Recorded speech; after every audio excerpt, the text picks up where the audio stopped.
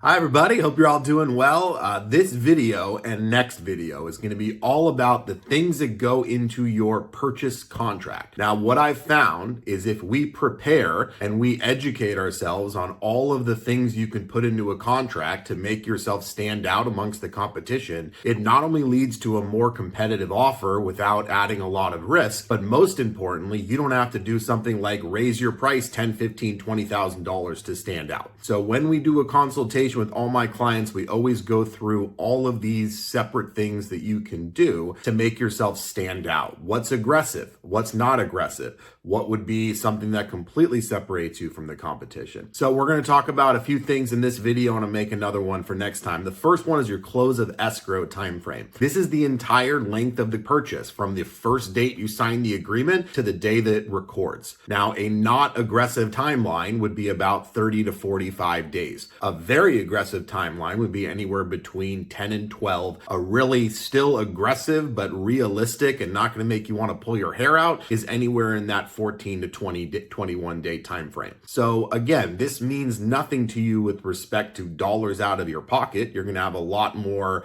urgency in returning items and going through all the hoops, but outside of that, it doesn't cost you any more money. But if you're making an offer and a seller is under contract, maybe fell out of escrow with the client that's buying their house before you, now all of a sudden they need to close a 14-day offer with a lower offer price than a 30-day offer with a higher one, will likely get accepted. So this is just one of many things in your tool belt. The next is your inspection contingency.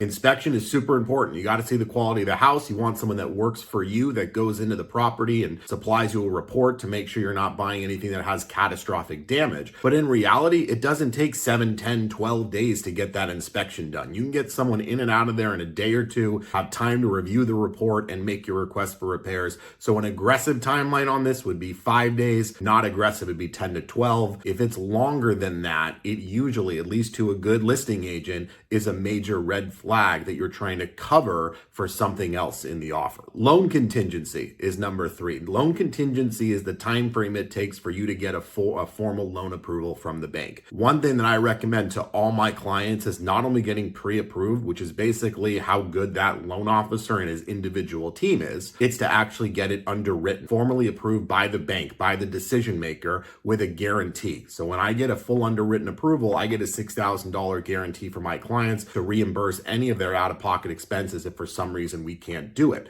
We've never paid out on it because we don't give approvals unless you're golden. So if you have that underwritten approval, you have the ability to make an offer without any loan contingency. Now, a lot of people would get nervous if they just got a pre-approval and they don't have a loan contingency, and I agree with them. But if you've done the work and the prep work and you've gotten that extra formal step, you can have the confidence to go in without one. You are showing the seller, I've done all my homework. I am so prepared that I'm willing to give up leverage to let you know how well qualified I am. And the last thing we'll talk about in this video is your earnest money deposit. I see people trying to go for a lower earnest money deposit, 1%, as opposed to maybe a 3 or something more aggressive. I've found that the earnest money is refundable. That's what the contingency timeframes are for. So why not throw in a bunch more money if that separates? If everyone's putting, 1%, go for 3. You're going to get that money back if you have to exit the contract, and it's going towards your down payment and closing costs anyway. So next week, I'll bring you guys some more tips. But if you have any questions, you want to strategize a bit more, would love to chat. Have a good one. Bye-bye.